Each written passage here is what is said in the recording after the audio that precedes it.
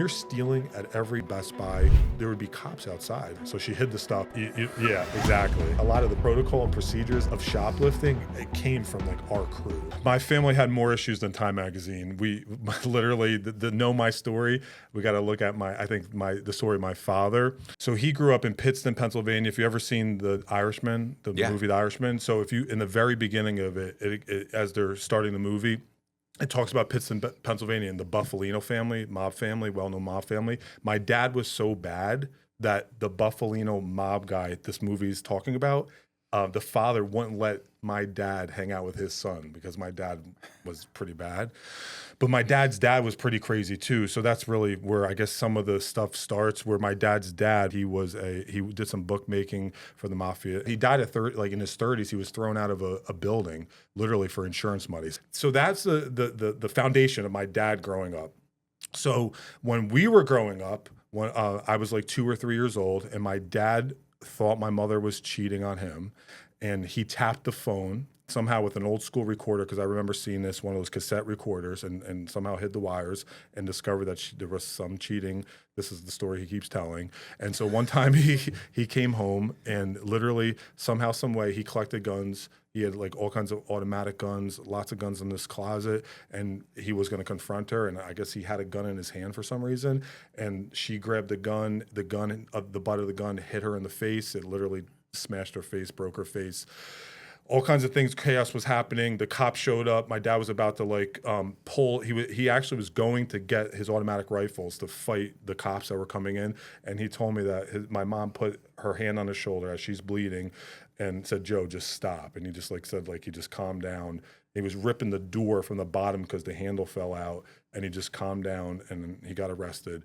Now, all the guns and using a gun in the act of a crime, my mother, how messed up her face was and so forth, he had 99 years of charges racked up.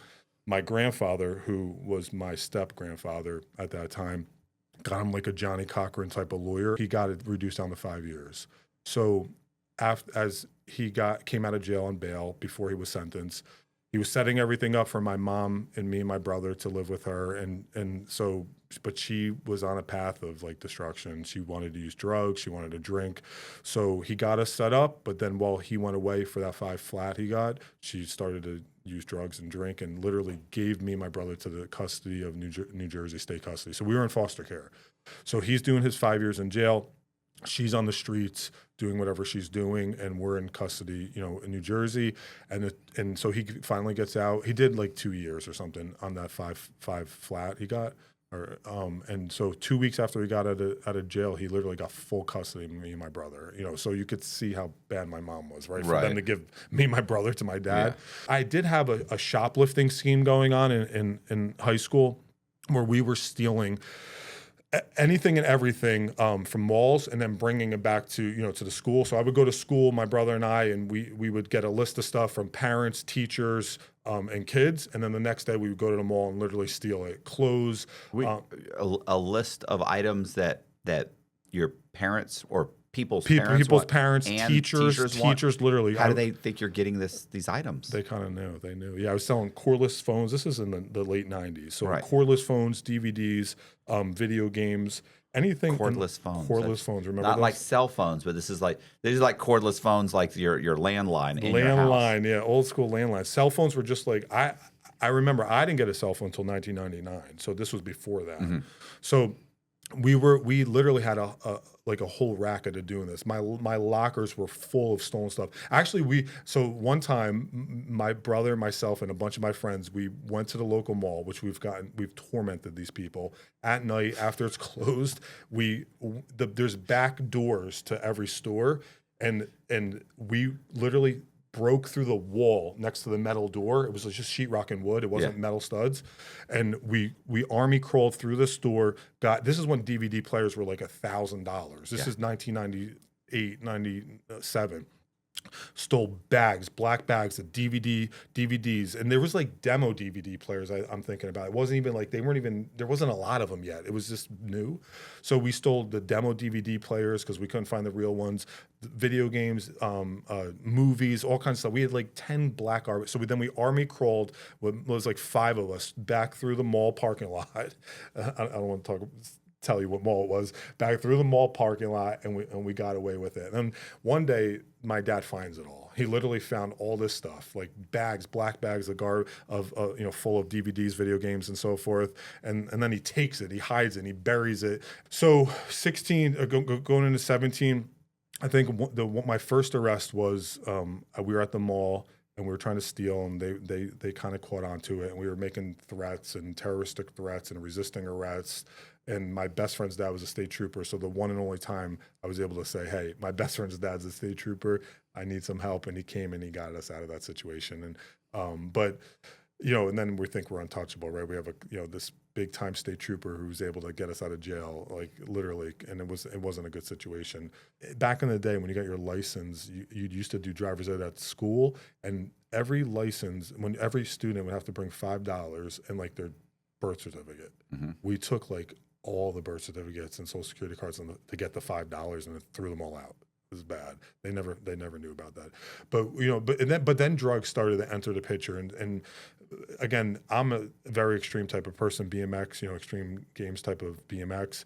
My friends were very extreme with things, and so drugs just entered the picture. The top like star athletes were doing drugs, which I didn't know. But these were my best friends. And then eventually you're at a party, and I would just go to the parties and just hang out because we're all friends. Right. We're really close friends, even though I was the skater type. They were the athletes, the jocks, but everyone was really connected. And one day I went into you're at a party, and then there's the back room where everybody's doing the stuff, that you shouldn't be doing. And I used a little powder, and I was off to the races.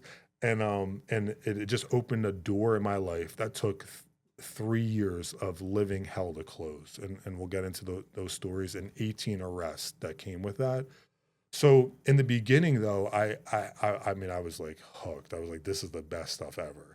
And so I eventually began to sell stuff, powder, X, and other things. Now, at that same time, it was senior year in 1999. Same time I was introduced to drugs. I obviously I have a business mindset, and the best place to be is in high school.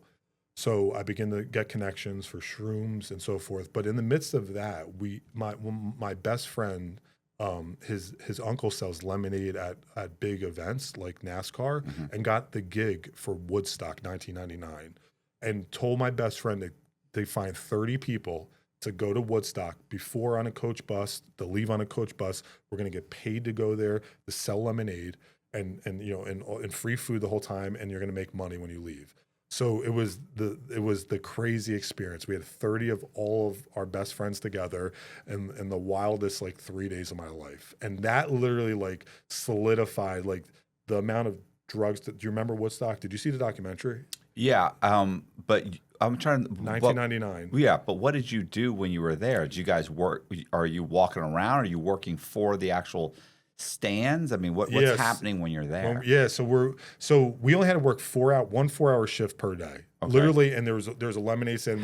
How many days was it? It was like a week. It was like 4 days, and we were there a day or two early or a day or two late. But the place got so disgusting. It was so hot. There was not enough water. So we were selling lemonade at a premium, and then we were selling lemonade for trading it for stuff, X, shrooms, again, LS things, all those different things, bud, trees. I mean, anything and everything was there. I mean, at the highest and best level. It was crazy that, if we could, maybe this is not the best place to talk about all those things, but there was raves, DMX was there, Korn was there. If you watch the documentary, it was and nobody was taking out the trash. Literally, my friends and I, we were part of that whole riot. The fires, we were flipping over cars, ATM machines. I watched a house fall on somebody and literally killed them. A house?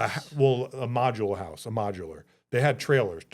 Yeah. They had all kinds of trailers there. They brought in modular, manufactured home. Okay. That were office space for people. I saw that fall on somebody because fall is here.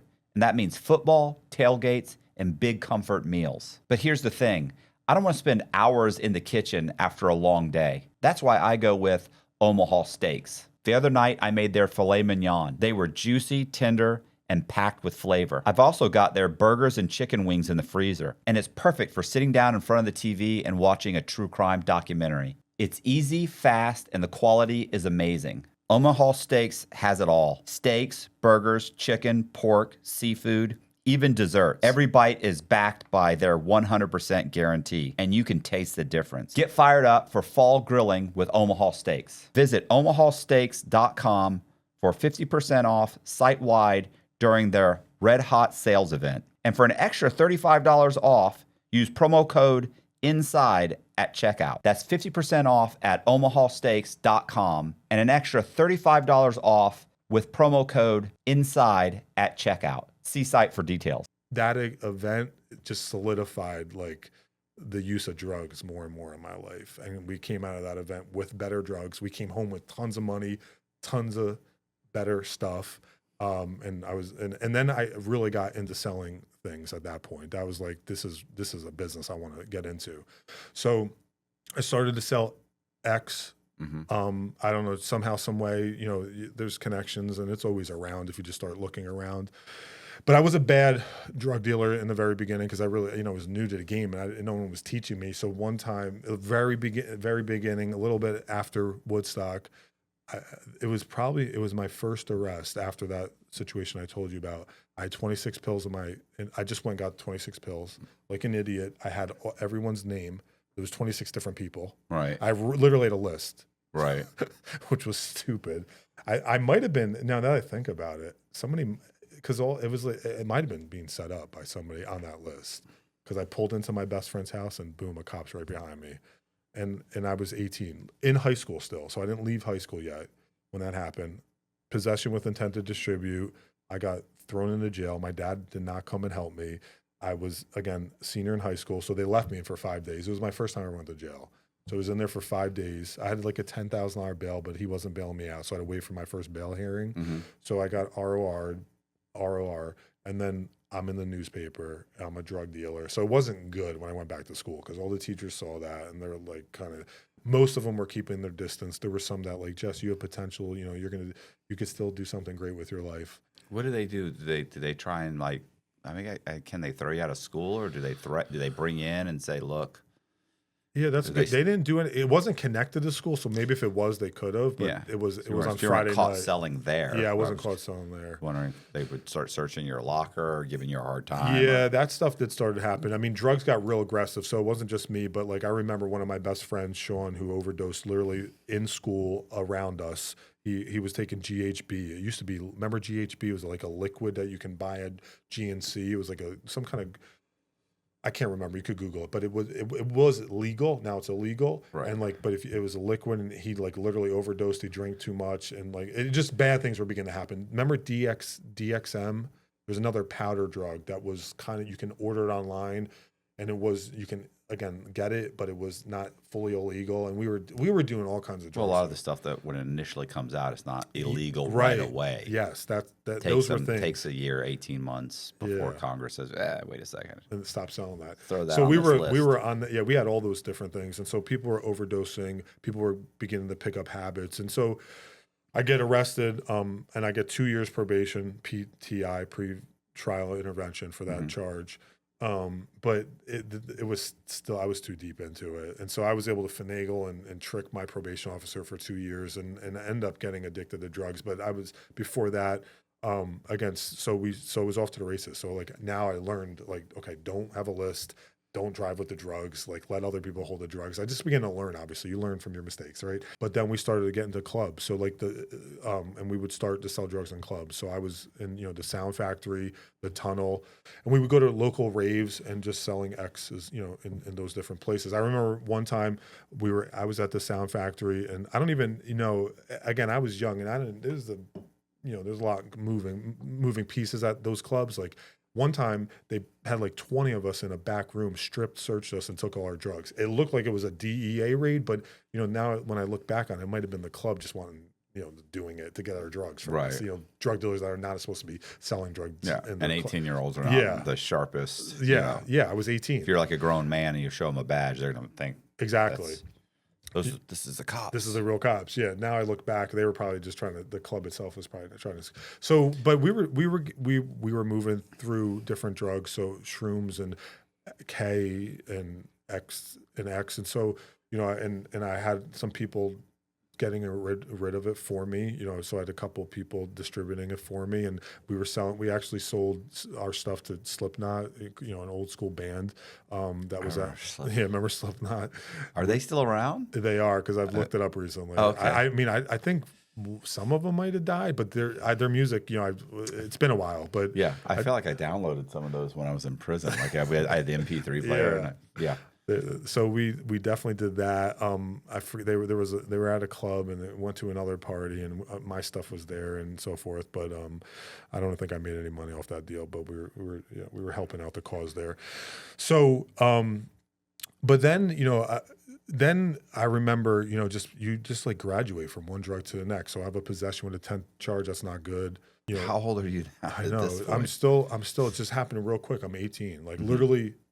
Graduating high school and graduating to harder drugs. Right. So and what about BMX? That's gone. That's gone. 17, yeah, it's gone. So going into 18, I was off to the races with like selling drugs, and then my cars, and and the whole racket with stealing stuff. Are you still living with your dad? Yeah, until this situation I'm about to tell you. So Okay. so I'm living with him. He kind of knows things are happening. And I'm graduating to become my best customer, essentially what eventually happens. And then that's where like the rest of the arrest happened, which I'll tell you about, and homelessness and so forth. But I got set up. I literally got set up. So I was using H, and somebody was buying it from me. And literally because I saw the discovery later, on the third buy, obviously our house was raided by the Morris County Prosecutor's Office. So there was 19 masked, no knock, officers that came through the door. Now I was in the basement smoking crack. My dad didn't know; he had no clue. So I'm in again, whites. Yeah. What's your dad? I know. Okay, so what's your dad's thing? This is bad because he's upstairs watching TV with my stepmom, not knowing what's going on in the basement. He wasn't keen to what was happening yet.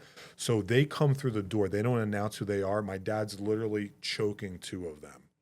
So, and before they said something, because again, I told you some stories about my dad, right? So he's literally choking two officers, and then they announce who they are. So he pulls back, they rough him up, they rough my stepmother up pretty bad, and then they find us in the basement. Now, the good news is my basement just flooded, so there was some crack left. So I just the carpet was ripped off the cement, so I pushed all the crack on the ground and just like stepped on it, and they never found it. Literally, and they were looking for guns. They're like, "Where's the guns? Where's the guns?" I didn't have any guns, but my dad's charged from forever ago, and they had no.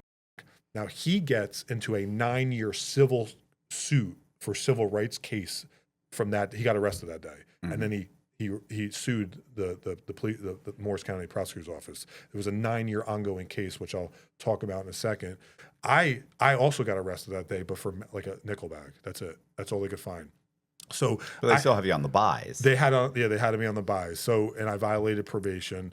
I got arrested, and we both got arrested together. Went to the same jail, but his bail was $5,050 with a 10, and he couldn't make bail right there. I had $1,000 on me. Thankfully, mine was $1,000. So I literally bailed myself out right when I got to the town, and he was really mad that he had to go get processed in county to get out. He started this 9-year civil suit that was going to end with a couple $1 million lawsuit. But what happened was, so once I stopped using drugs, which I'll tell you about, he like started to, and like he like when I stopped, he started. And got in some trouble with the cops, actually. So what happened was, one day I was in graduate school, and I'll get back to the story, and he did that culminates the lawsuit. So he's about to win this couple $1 million, and the cops will not leave him alone. Again, they didn't like us. And so especially that we're suing them. Yeah. So well, if they can get you on something, they have bargaining power. Yeah, and that's what happened. So eventually one day they would drive by the house, and my dad he didn't like that. And somehow he got in a scuffle with a cop, and basically the cop was going for his gun. And my dad says, if you take out that gun, I'm going to pick up that rock and throw it in your face. And he was serious. And the guy didn't go for the gun. He went for his mace. Maced my dad. My dad ran up to the house. This happened right in front of our house. Goes into the shower. Calls me. barricades himself into the bathroom, and I'm at graduate school in Massachusetts. I'm like, Dad, and he's going crazy. I'm like, Dad, calm down, just be a man, just because SWAT team was on their way because they were looking for every reason to do this. So he got arrested, but then in order not to go to jail, he had to give up that case, the civil suit. So that ended that 9-year lawsuit. So when he got arrested and went to jail, you got out on $1,000. He's waiting to get out. He gets out on $5,000. A few days later, and he says, "Come on, move back into the basement." No, I was kicked out of the house. I was gone. Yeah, so that's when I was out of. Yeah, that was when I got kicked out of the house. So I was 19. Now the funny thing is, at that time, which is crazy, I was going to community college for criminology. Okay.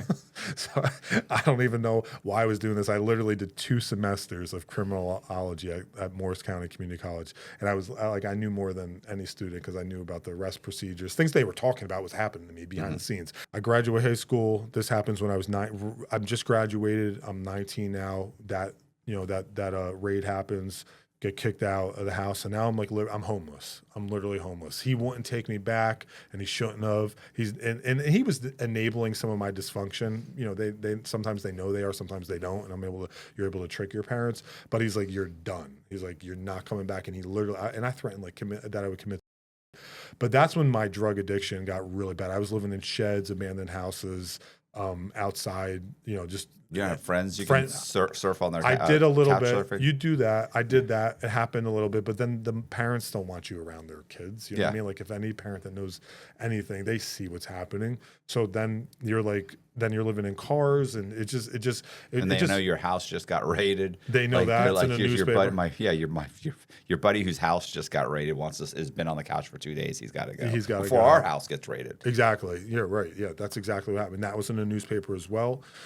So that just begins this insane year or 2 years of living on the streets of New Jersey, driving up and down New Jersey, stealing video games and DVDs and bringing them to Newark, New Jersey for half price. So anything I could steal brand new, I could bring to this guy downtown Newark on Broad Street, and he literally gave me half price in cash.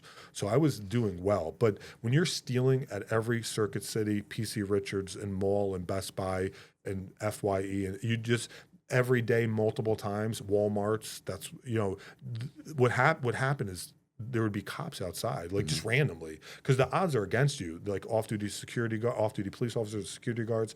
So I had to learn how to get away from them. Literally, they would catch me, and I had this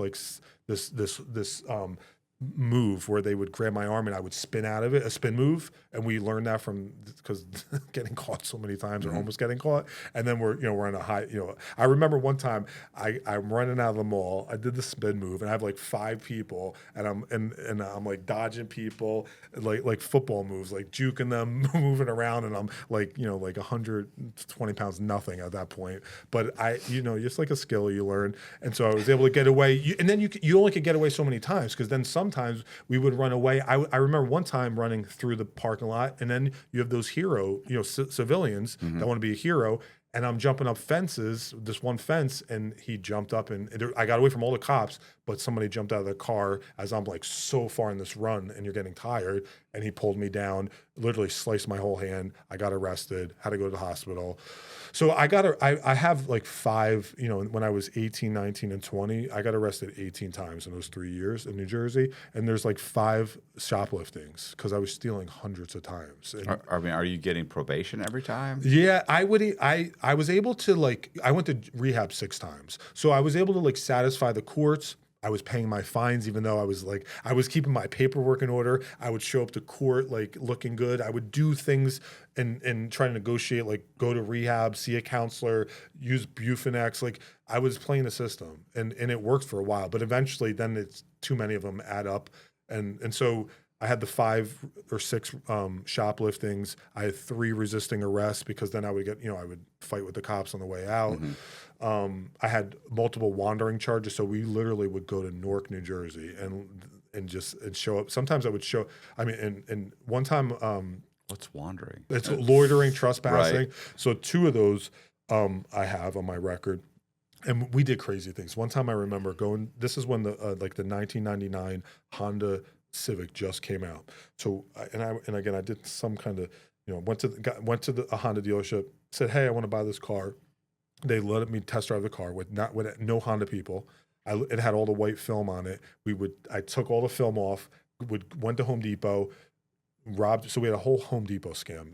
And a lot of people used to steal from Home Depot, and we would return stuff. But now they make it really difficult. And really, a lot of the protocol and procedures of shoplifting it came from like our crew. Like we would, again, when returning stuff was really easy, you could just go steal something and bring it up there. Now they have to scan things and scan your license. And so they had none of that back in the day. But one time I took the car from Honda, brand new Civic, went to Home Depot, returned a bunch of stuff, got a couple $100, picked up my friend, went to the spot in Newark, let the drug dealers beat the car up. We're playing with the car on 16th Street in downtown Newark. I mean, they're beating the transmission up. We're up and down, 16th Street, and then I would then bring the car back and then just go on my way. We did all kinds of crazy things like that. We're literally driving. I know, it's sad. And somebody bought that car. Yeah. I know, which is crazy. I was just thinking, did you remember, I think it was Scotty's? Wasn't that, it was like a Home Depot. Okay, no, I didn't know that. Yeah, I want to say it was Scotty's. And I remember a buddy of mine when I was like 18 or 19, his name was Greg Sheldon. I'll never forget. We went into Scotty's and walked in, and we needed to buy something, get something, and we walked in, and to the left was the return aisle, and just a little bit past that was paint. As we're walking in, I'm kind of going towards the back, and he goes, "Hold on a second." He grabs 2 cans of paint, and they're like $15 a piece, right? At that time. Now they're more expensive, of course. Paint's so expensive. Yeah, grabbed 2. Turned around, walked over to the counter, put them on the counter, and said, "I need to return these." And I mean, the woman, she wasn't, obviously she's not watching, so she turns around, she said, "Oh, okay, when did you buy them?" And he's like, a couple days ago. And she's like, "Okay, did you buy them from the store?" He's, "Yeah." And she's like, "You have your receipt?" And he's like, "Hold on," and he looks, and he's like, "No, I don't have it." And she said, "Well, I can give you a store credit." Yeah. And he's like, "Yeah, that's fine. I gotta get some other stuff," and gave her store credit. And we walked in the back, and I was like, "Well, what just like?" I'm like, "You had no clue." I'm green. I'm like, "Bro, what just happened?" And then you go sell the store credit, and then you go. Yeah, we went. We bought whatever he needed. Walked over, paid for the store credit. He's like, "Yeah." He's like, "Yeah, there's no reason to pay for anything." And I was like, "What are you doing?" Yeah. Like, what that? I was freaked out. Yeah. I mean, this guy was a maniac, though, but. Anyway, it was real easy to do that. And I remember we were stealing so much that one time I was in a Circuit City, and they were and we would like dress, like be clean cut when we do this, so it didn't look suspicious. We weren't, we didn't look like fiends essentially, in the beginning at least. And they would be talking to me, like the people in the store, about us who steal there, and they're like, "There's these kids that are stealing, and they're coming around, they're doing this, and they're putting their jacket." I'm like, "Oh man, those kids, they're bad. You don't want. We don't want that. Yeah, that's crazy. I can't believe that's happening to you." But they were. Yeah, it was hilarious actually. We would steal from gas stations a lot too, actually. So back, New Jersey, there's people that work there that pump your gas, unlike most states, and so that person, one time we were distracting him in the front of the store, and my friend would go around the back and literally crawl around the back, get the money box. There would be a cash box back in the day. A lot of cash was flowing, not as, they weren't using credit cards as much, and literally steal the cash box. He would, and then I would leave, and then he would like run through the back, and we'd pick him up, and, we got $5,000 one time doing that.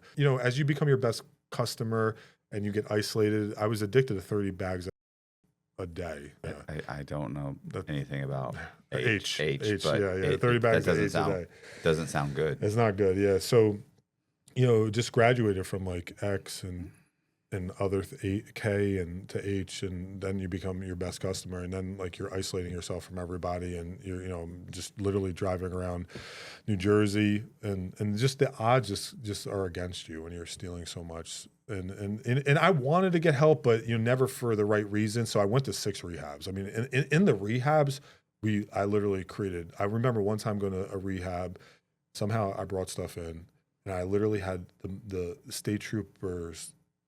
Somehow they showed up because I bringing stuff in there, right? And they had everyone strip searched. and looking for like who brought the drugs, because nobody, I would never admit it. And just always creating, bad situations wherever I went. And so I went to 6 rehabs. I tried coaches to get off drugs. I tried those rehabs, inpatient, outpatient, Bufanex, the first methadone, all kinds of that first drugs to get off drugs. Nothing ever worked. I didn't want it to work really. It had no plan or purpose for it to work. I was trying to, dodge, going to jail for a long time. So, the arrests start to rack up. One time I'm on 16th Street in Newark with a girl, and literally they caught us buying drugs, and we bought the stuff, and they pull us over.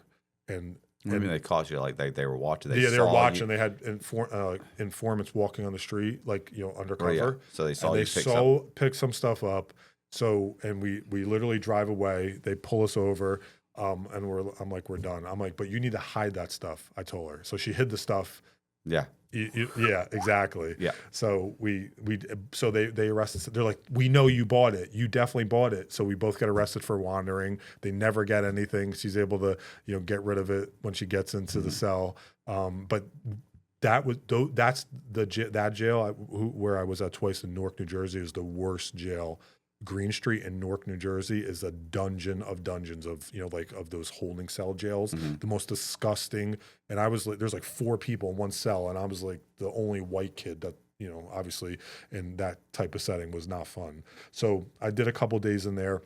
One time, I was coming, my brother was doing a little, he got in trouble, and me, my dad, and my stepmom were visiting him, and we were on our way home, and we were all together in my dad's work van. So I'm like, Dad, I'm not doing drugs. I just want a little bud. Could we just stop at the spot? So he literally takes me there. And so we're driving down 16th Street in Newark, and I'm like, hey, and my guy was there. I'm like, you got any? And he didn't say anything. He didn't move. All of a sudden, a detective is searching his car, which we didn't see. And he just stands up, and he has a badge. Right. And so we pull off, and a car jumps right behind us. And so basically says, we caught you, red-handed, and we couldn't, he heard us. He's like, well, somebody's going to jail today. And he's like, either your dad's going to jail and we're taking his van, or you got to go to jail. So I took the rap. So that was one of the 2. They gave me a wandering charge because we didn't buy anything. They heard us wanting to buy something. So I went to jail for my dad at that point. It doesn't sound like you went to jail for your dad at all. It sounds like you went to jail for you. You're actually right. Yeah, I did. But he could have took the rap. But why? He shouldn't have even driven you there. He should have been like, "Are you out of your mind?" I know. So it was just a crazy 3 years that, again, so we got the 5 shopliftings, we got the 3 resisting arrests. I got the terroristic threat, and then I have a forgery charge. The girlfriend I had at the time, we were stealing her parents' checks and writing checks, and eventually they allowed it a couple times, but then they got mad, and so I got a forgery charge on my record. They allowed it like they didn't they didn't press charges. Yeah, like they knew. Yes.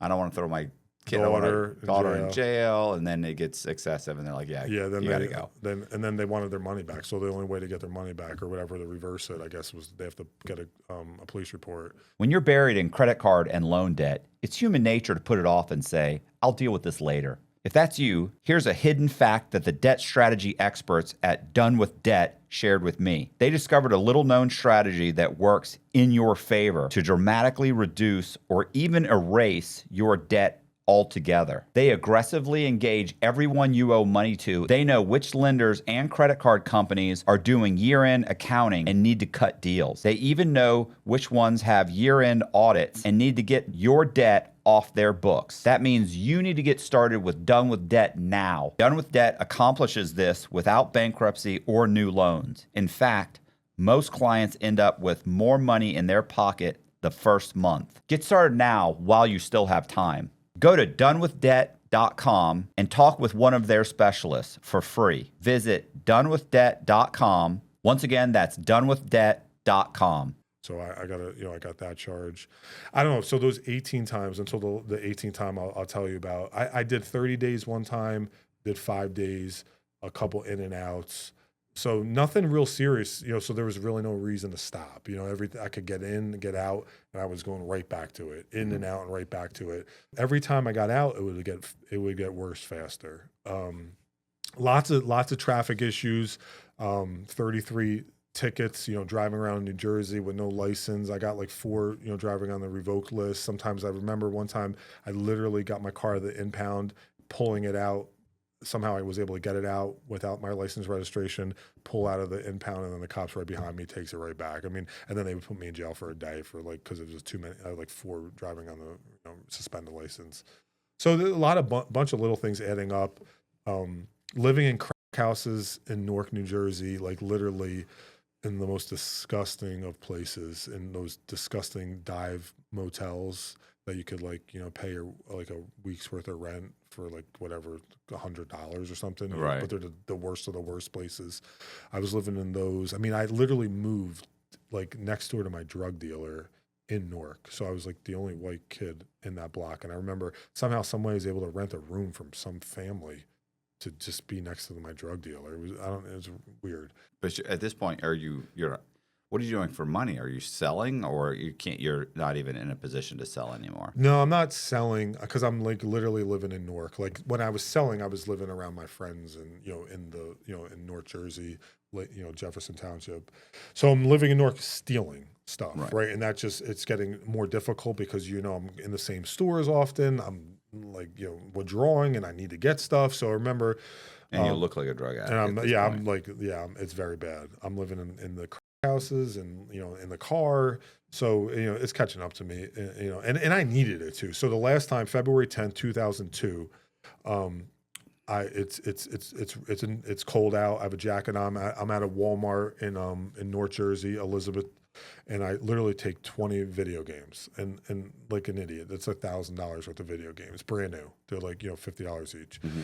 So I have them in my jacket and my pants and my shirt everywhere. And obviously it's super obvious. I'm on Xanax as well. And so I'm with my girl, a girlfriend at the time, and so I'm coming out of the store and there's an undercover cop who's the security guard. At that moment, and literally we get in a huge fight, and the video games are everywhere. We're fighting. He breaks his arm, which I didn't know until later somehow in our scuffle. So we get away from that. I'm maced. They mace me. We get into the car and we take off, and then like the whole police department's behind us. I'm like, just pull over. They beat me up. I get arrested. We both get arrested. I'm in Union County Jail, and now they've trumped up the charges because, in the course of a theft, I used force. Somebody's hurt, so now I have a second-degree robbery charge, which I ended up, actually sticking. I had no paid lawyer, a bigger bail. Nobody's helping me. Burned every bridge you can burn, and so I'm sitting there. So I ended up, I was taking a plea bargain. So they're like the best I could get with a public defender was 3 years. So that sounds good because I'm in jail with like murderers, in the county jail. My bunkie is in jail for his second murder. So it was nuts, and you know how that situation when people are going to trial. So serial killers were in there. My bunkie had multiple murders. He was a nice guy, older though, so he's calmed down. But all kinds of major robbery charges, all kinds of stuff was in there. So. Guys are going to trial and coming back and losing and walking in with. And I'm 3 years, what I mean? And they're like, you don't want to tell people that. That's not good. So right before I signed that plea bargain, I destroyed every relationship you could. I did some very bad things to my dad, and he literally came to court on my behalf and said, don't sign that. I heard about a rehab that you might be able to go to. I was like, okay. So he was able to somehow, some way, like solicit the court, bring this paper for this rehab that was in New York and I was in New Jersey, which they don't let you out of state. They hate that, as you probably know, like to go to another state's rehab. They want to keep you in state, right? They don't want you to leave their state. But for some way, how my public defender, my dad worked out a deal. If I was in front of the right judge who had a good experience with this rehab, he'll get it, he'll let me go. So by the grace of God, they changed judges and I was able to go to that rehab contingent, suspended my 3 years, contingent on graduating the program, and doing 4 years of probation. So I was off. So I did 4 months in jail and then released to my dad to bring me to the rehab in New York. He literally picked me up and drove me there. And I hated it. It ended up being a faith-based program. and I had no clue, and I didn't want faith. I didn't have faith. I mean, I knew about God, but I wasn't looking for any of that. And, and so I literally like tried every way to get kicked out of that rehab. And thankfully these people, And if you get kicked out of the rehab, don't you go to prison? I would go to prison. I know, but I don't know. I was miserable. Yeah. I mean, if you just try prison, and you think the faith-based program is miserable. Yeah, try going to prison for 3 years. Right. I know that. I know I was sick. I had issues. And so thankfully they didn't kick me out. And thankfully, so there's 2 phases to the program. So the first phase is 4 months. I figured it out and finished it. And then I got to the second phase, which is in Pennsylvania. So I went from New York, Syracuse, New York, to Pennsylvania. And so about 2 months into it, again, still not wanting to be there, but the court mandated thing keeps you there. It did help. And thankfully it was in part of my story there, because all the other times it wasn't mandated, so I just would leave. So 2 months into it, I was like, you know what, I was like, if God's real, do something for me. Like, it's a faith-based program. It's based on the Bible. And I never read a book until I got to this rehab in my life. So I just prayed. I was like, God, if you're real, like, do something, and I remember nothing crazy happened, but that desire to use drugs, like, left my life, left my heart. I haven't used drugs since February, or alcohol since February 10th, 2002. Not one sip of alcohol, not one drug. And so I was like, maybe this stuff is real. Maybe God is real, like, literally.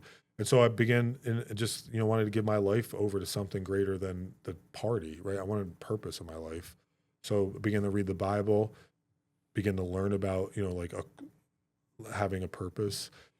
And that rehab ended up being connected to a college. And so I was like, you know what? I want to do something with my life. I don't want to go back. So went to the college that it's connected to. It's called the University of Valley Forge. It's in Pennsylvania. I met my wife there and got 2 bachelor's degrees. I ended up, I was the literally worst kid in high school. And by the grace of God, somehow, some way, by studying extremely hard, just being extreme about studying, I just said, I'll do everything right here that I did wrong in high school.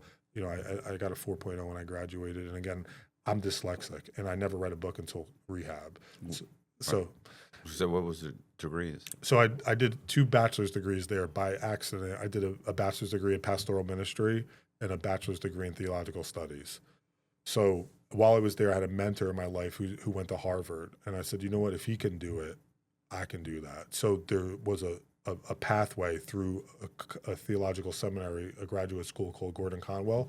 It's a sister school to Harvard. So I went to Gordon Conwell, and I did 2 master's degrees, one in entrepreneurship, and then one in biblical studies or theological studies, the second one. I was going to go get my doctorate, but then I went to Harvard for a year of doctoral classes. So I did 2 bachelors, 2 masters, and I went to Harvard for a year. So I went from homeless to Harvard, which, I did that. Yeah, that might be a good thumbnail, Colby. But so while I was up there, I wrote 3 books, and helped to start a church, helped start a nonprofit, moved in 2009 to Maryland, which with my wife at the time. We had 2 kids, Caleb and Hannah. Helped start. I started a church, a super fast-growing church. We had 1,500 people in like a year. We have 5 locations. Multiple people bought me $1 million properties. Yeah. I don't know. Okay. Yeah. What do you mean? So I had close friends that are, like people that were in the church. They're like, they wanted to help us. So they literally bought us 26 acres of, a multi-million-dollar property and for one of our locations, and another guy who's close friends. These both guys are, they're businessmen, and the other guy bought us, another property. Literally bought them and just said, here to the church, and then we just took over the payments. Like I didn't have to put a down payment or anything. They're very successful business people. So we had 26 acres for our headquarters. I had a second location in another county with 33,000 square foot. We had multiple locations with a video venue. So the church was, I started a church for people who don't like church. So I wanted to help people that nobody else wanted to help. So it was biblical based, conservative, and so yeah, it just went really well, really quickly. So we started a really successful growing church. So that was 2010 to 2000. 17, I did that. And things were really good. Things were really difficult.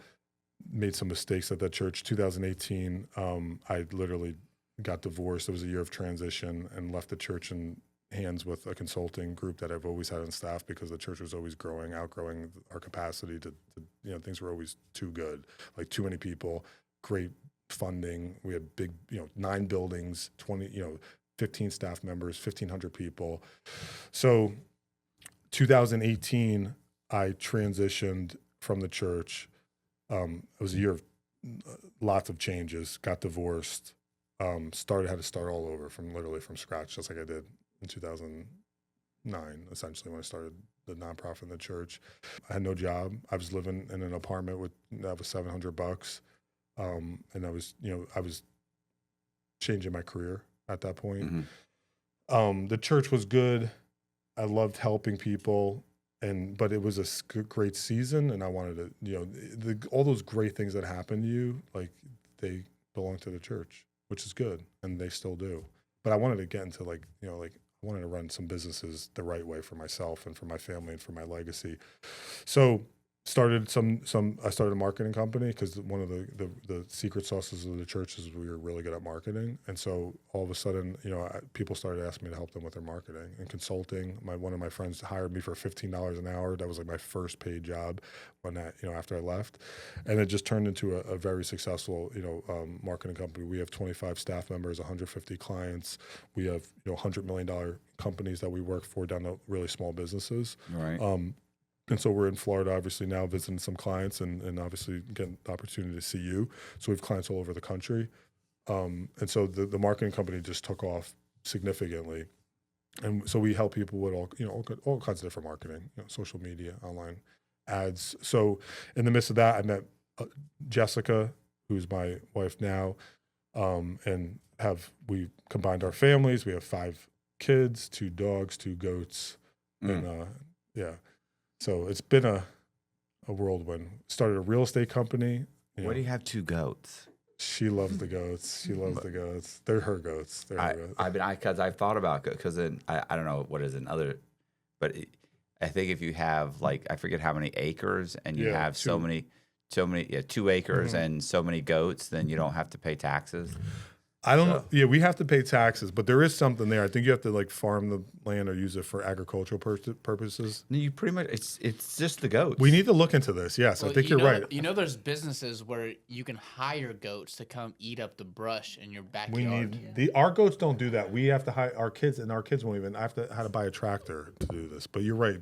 I need to do that. We need those goats, Jess. There is a thing where it's if you have 2 or 4 acres, and then you have to have, for every acre, you have to have a goat, or half an acre, whatever it is. So you have to have three goats, and then you don't have to pay. You don't pay taxes because If that's true, I will get more goats. But you got to look it up. It's a real thing. I know. I've heard of it, and I know some people have done some. I'm into that. My wife would definitely. She would definitely love goats. She'd love 4 or 5 acres and a bunch of goats. We got to take this podcast to places to get her some goats. Ridiculous. It'd be ridiculous. She's getting a dog in a month and a half. Did you find one? We already found a dog. Yeah, they had awesome. Had a litter a week, What kind of dog? 2 weeks ago. Went to see the dog a week ago. And we were driving today, and she said, well, we're going to have the dog soon. I said, no. I said, it's 6 more weeks. And she goes, no. She said, no, it's not. And I said, what? She said, no. She said, only a couple of weeks. I go, what are you talking about? I said, you just saw the dog a week ago, and you said this. And she goes, no, it's at least 2-3 weeks ago. I went, no. And I go, no. She goes, no. It was. And she's looking, and she's like, it was only a week ago. I'm like, listen, you're delusional thinking about this dog. You're losing track of time. You're thinking about him all the time because she'll look at me and be like, we're going to have a dog. We're going to have a dog. I'm like, oh, my gosh. Yeah, we have 2 dogs. We like our dogs more than our kids, so you'll have your dog. I don't know. She went to. What kind of dog is it? Pit bull. That's cool. Yeah, it's a full-blooded pit bull. But she knows somebody who's got the pit bull, a pit bull, and its parents are having more puppies from the same. Those parents had. So that whatever it was, the guy said, "Oh, well, you know, these people that I got him from are having another litter here soon." She was like, "What?" And so she called, and I kept saying we couldn't have a dog in the house because the podcast was in the house. Yeah. And I was like, that's not gonna. And she says, no, we'll just kennel him. I said, no, you don't know how dogs are gonna react. Yeah. You know, he'll be barking in the next. You know, will you put him in the garage? I'm not gonna lock a dog up in the garage in a kennel in Florida in 110 degrees. You can't do that. Yeah. She's like, well, you put him in the backyard. I'm like, our backyard's not fenced in. You know, and then it's, well, we'll get it fenced in. We don't own this house. I'm putting a fence in the backyard of a house that I don't own. Yeah. Like, what are we doing here? Fences are Which I'm expensive. still going to end up doing. But It'll make your life easier. But yeah. And then, well, I'll bring him with you. You're not bringing the dog with you to school or to work every day. Like, you know, she's doing everything. So then I said, look, at some point we will move the studio and we'll get a dog. And then as soon as that happened, she was like, we're getting a dog. So I'm going to start looking for a dog. Yeah, so we're going to end up with a dog. We got maybe a month, 6 weeks from now. We'll have this little, you know. We love our dogs, Gosh, it'll be horrible. And I even wrote up a contract. Oh God. What my responsibilities were, and which I have none.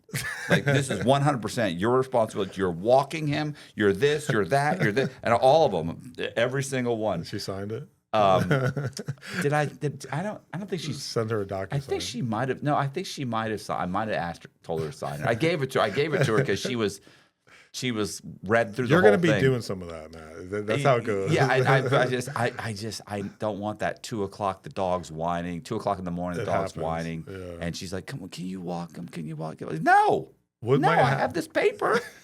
What might happen is you might love the dog more than I mean, I probably will, but I'm trying my best to be like, too, absolutely not. Yeah. And she's the kind that will be like, want the dog to sleep in the bed with you. I'm like, that's how our dogs, no.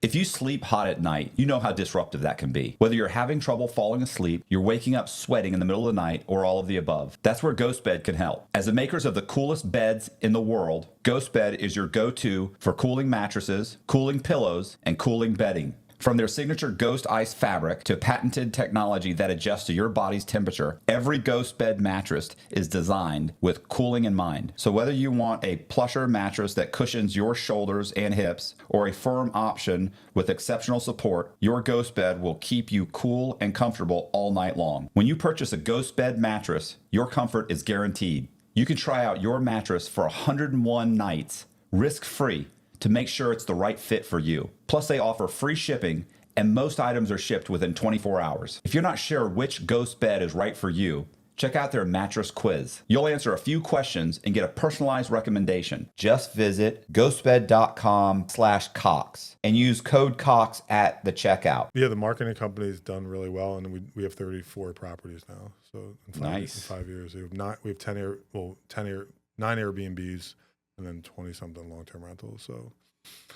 So that's my after work job. So we do marketing all day, and then after work we do property management. We fix toilets and paint things, and I kind of like it. That changes the pace, but I like this. I need to start. If we can get into a house, then we'll start buying houses. Yeah. You were buying houses. You did this. I'm just following your script. No, no. Minus the fraud. Yeah. I think we're going to buy single-family homes. You know, because they make horrible rentals.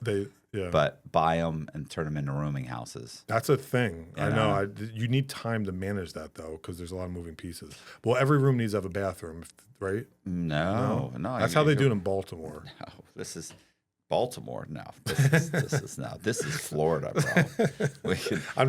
I almost bought a boarding house. We're gonna rent a shed. I know. But they had every room a bathroom, but they were charging like $600 a room, and they turned one house into like 6 of these. So that's 36. Yeah. It was like it made sense on paper, but I didn't want to be in a pro tenant community. That's what Baltimore is. Yeah. So I'm outside of Baltimore. No, the sheriff's will drag them right out. Here? Drag him right out. Oh, that's just good. Walk in. The officer didn't pay. What? Get out. Yeah. I love that. Yeah. I don't play games. Yeah. It's funny. My ex-wife started doing the rental. I mean, she had them, and she started doing the single families because we were doing like duplexes, triplexes, quadplexes. That's what I have. Yeah. And then we would we ended up just by accident. I bought these 2 houses, which we were going to bulldoze and build 2 new houses on them. Because I owned at this point I was running a development company. I was still committing fraud. Yeah, I remember. Yeah. Yeah. And so one day I signed to close. I'd never been in the place. But the guy, we have a closing, guy signs, and he says, hey, do you want to, it was an old Cuban guy.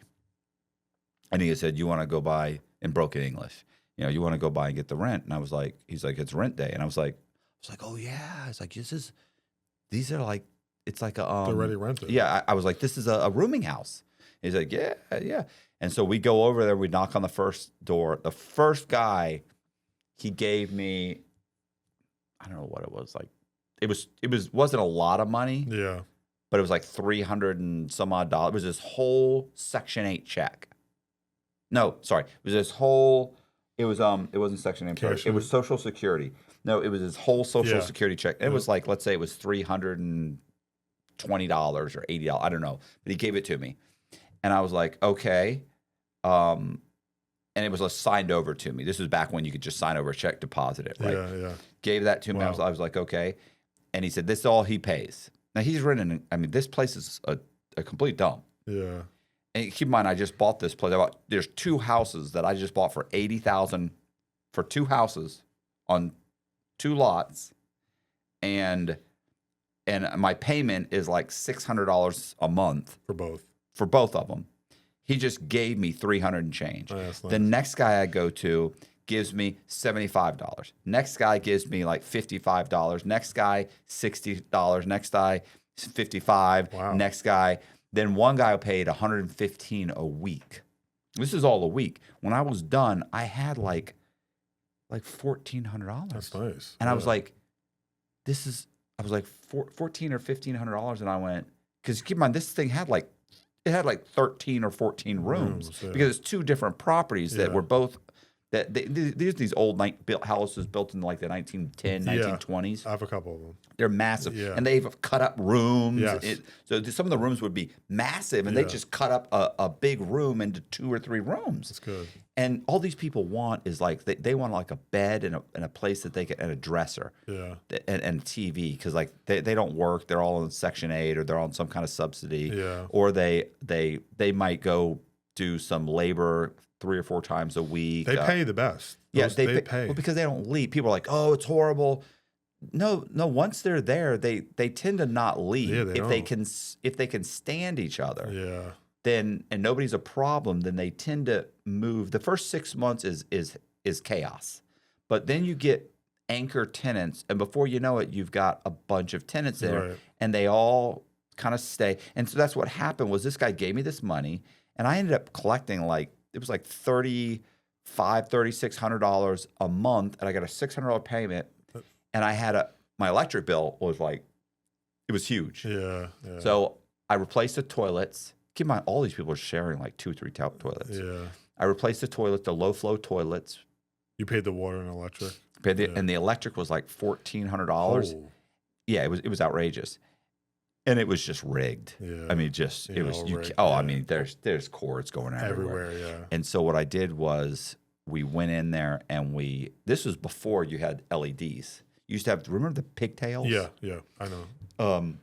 And so we replaced all the lights, and then I put all the light switches, because people would turn them on. And they'd leave them on for 3 days straight. Like the guy would go to his girlfriend, stay in the projects for 3 days, and leave his fans on, both two lamps. Everything would be on for 3 days. Yeah.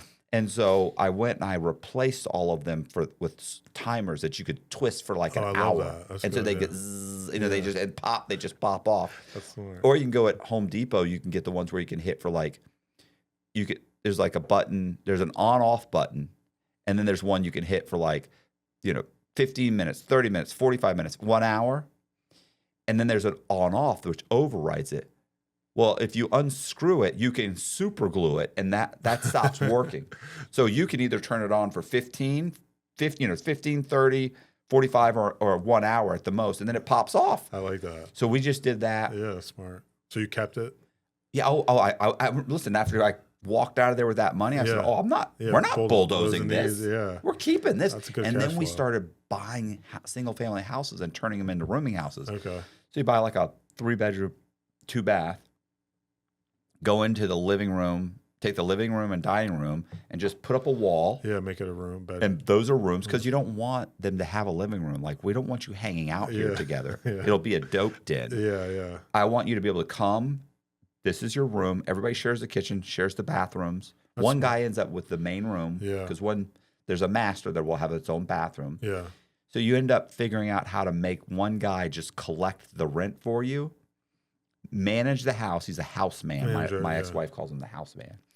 And he'll mow the yard, Yeah. or you get a guy that will mow the yard, and he kind of feels like he's managing, like he's the owner. Yeah. So he kind of lets you know what's going on. Yeah.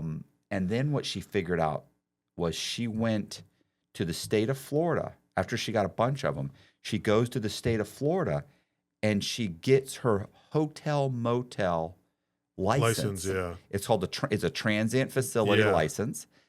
And she went and she's, on the motels in the back, you have a plaque. Yeah. She puts that plaque up that On says every door. And then also she takes, they have to draw out the diagram, Yeah. and then you put a little star and a little checkered line on how to get out. Like, your room is here. Here's the star. You go down the hallway, right out the front door in case of a fire. Yeah. Everybody has to have a fire alarm. She said she used to put them in the hallway in the kitchen. She goes, but they started stealing them. She said, so now everybody has their own little one in the room. And so once a year, the county inspects. Oh, really? They charge like $50. And then every 3 years, she said the state comes and inspects. Okay. Now, here's what's great about that is that you don't have to evict anybody. Yeah. So here's what she did. Listen, this is my ex-wife. Boy, I hope somebody sends this to her. I'll get one of those phone calls from her like, what are you doing? Stop talking about me. It's coming. And what she did was she would, what'd she say? She said, so here's what happened. She said at first she did it and somebody didn't pay. Okay. Which doesn't happen a lot. But somebody didn't pay, and she's like, look, you don't have the rent. Okay, well, then you got to go. And they're like, well, she's like, you can get your stuff and go. 'Cause keep in mind, they don't have they don't have anything in their name. Yeah. And they would sign a little 1-page agreement. Yeah. Says, you understand this is a hotel. You're paying for a week at a time, and it's a transient facility, and you understand that. You don't, and it's a little agreement, and they sign it. She's like, no, I have this. You got to go. And they're like, nah, you got to evict me. Like, they think they're sharp. Yeah. You got to evict me. She's like, no, this is licensed as a hotel. It's a transient facility. And I'm a hotel motel operator. And they're like, nah, you got to evict me. I ain't falling for that. And she's like, okay. She calls the police. She said the first time she did it, have you ever heard me tell this story? Listen, the first time she did it, the cops come, like the sheriffs come, right?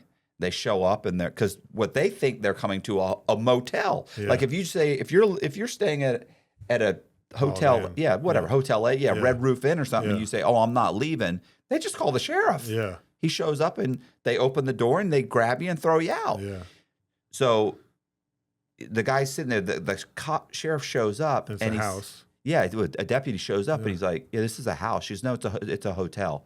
And he goes, nah, this is in a residential neighborhood.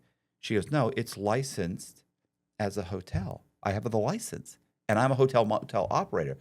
She goes, and he's like, nah, he's like, that's not how it works. He goes, really? Because the Hillsborough County came and inspected it. State of Florida came and inspected it. So I've been paying and I had it inspected and I have this and I have this sign it. And he's like, I'm not doing it. He's like, I'm not throwing him out. No, absolutely. She goes, get your supervisor.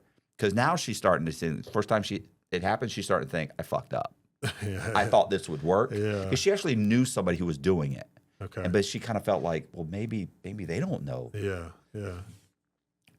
Supervisor comes. Let me see what you got. Okay. Yeah. And he goes, yeah. He said, what's the problem? He's like, well, we're in a residential neighborhood. He goes, that doesn't matter.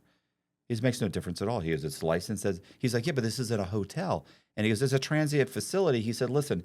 He said, don't confuse a residential. He said, don't confuse zoning with licensing. Yeah. This is licensed as a transient facility. Yeah, it's good. It meets all the requirements. She's smart. Now, maybe zoning might have a problem with it. He's like, but that has nothing to do with the fact that these people have to leave right now. He's like, now, could she build a motel here? No. But she licensed the house as a hotel. Yeah. They got to go. Yeah. Walked in, knocked on the door. They're like, oh, you can't get your stuff or we're dragging you out of here. And then they're like, gave him a ticket? No, no trespassing. So they trespassing. Okay. You can't come back. Yeah. Grabs all of it. So now he's throwing stuff in a bag. Let me get my stuff. Now all of a sudden it's, oh, please help me. Yeah. That's good. Gets his stuff, drags it out. And she said, let me tell you the best thing about that. She said, everyone knows. Everybody knows. She Yeah. said, you don't have to do it once. Yeah. She said, then everybody that moves in says, oh, yo, bro, you better pay your rent too, by the way. She'll just throw you out. Yeah. She'll call the cops and throw you. Nah, man, what are you talking about? No, yeah, she said that, but that's not how it works. Oh, no, that is how it works. Because they all think they're slick, right? Yeah, they do. And so they all tell, and this goes on because there's always going to be somebody that's there. They're never completely vacant. The other great thing about those is in a single family home, if someone moves, let's say somebody lives there for 3 years. Do you have to have sprinklers Where? in those homes? No. So in let's say somebody for 3 years. I mean, you would if you built one. Built it. Yeah. So, so let's say somebody, let's say you rent a single family home, and 3 years goes by. Yeah. Right, and the guy moves out. First of all, you make nothing. You maybe your profit's $200 a month on a single family home. Yeah. So the guy lives there for 3 years, and you're happy, right? Maybe it's a good home. Maybe you're not doing anything, and maybe it's a long-term investment. You're just hoping he pays down the mortgage. But what happens when that guy moves? So now he moves. You have to go in and renovate the place. You do. You have to clean it up. Yep. Then you have to put it on the market, right? You have to try and rent it out. Then several people come to see it. Somebody ends up saying, okay, I'll take it. Well, they don't move in the next day. No. Well, my place, my lease is up at the end of the month, and I'll move in the weekend before. And it's like, okay, so you're on average, that house is vacant 2 to 3 months. So all of your profit is ate up in that. Yeah, for that 3 years. That if you got 3 years, it's gone. Yeah, it's over. That is true. Like they're just loser investments. They're not, unless you're thinking I'm just getting it to pay it down and take the depreciation on the property, and and there's other tax write-offs you can maneuver, right? We do those things, right? So, but I was going to say, but if you turn it into a rooming house, they don't all leave immediately. It's never vacant. Vacant all the way. If one guy leaves, you just put a sign in the front yard, or you put an ad on whatever, Craigslist, and there's 20 people calling within hours. You're right. Begging to get in there. We have a sign out, and it's the best marketing. You just put that sign out there, and they don't stop. They won't leave us alone. Yeah, we're in the middle of that. Yeah. We've had good luck, thankfully, where we are making more than $200 and people are staying, but we've had a couple problems. But you're right. The rooming house, I think, is a great idea because that's why multifamily works too. Because if one person leaves, you have three units. Yeah, you're never. Yeah, and people that market it's like recession proof. That as you know. Well, I would think. Here's the thing. I think that the rooming houses it thrives in a recession, right? No, because these people they can't afford. Yeah, they're desperate. People desperate. That could have gone living in a 1-bedroom or 2-bedroom, now they're going down to a rooming house. Yeah. And if it's clean. And you get a better type of person. Yeah, you're getting a better. You're not running you're not a slumlord. Yeah, we're not. We fix everything. Yeah. But I was when I did it. I was. Were absolutely. You? Oh, listen, the first time I went to collect rent that one time. Yeah. When we went to the guy, remember I told you the one guy paid like $115, $120 a week. Yeah. When we went to his, he literally there was a bucket. You've heard me say this. Have you heard me say this, Colby? You never fixed it. When you finish, listen. As you get into it, I'm sorry. We walk in with the owner. There's a bucket on the floor collecting and there's drywall in the ceiling that's bent down.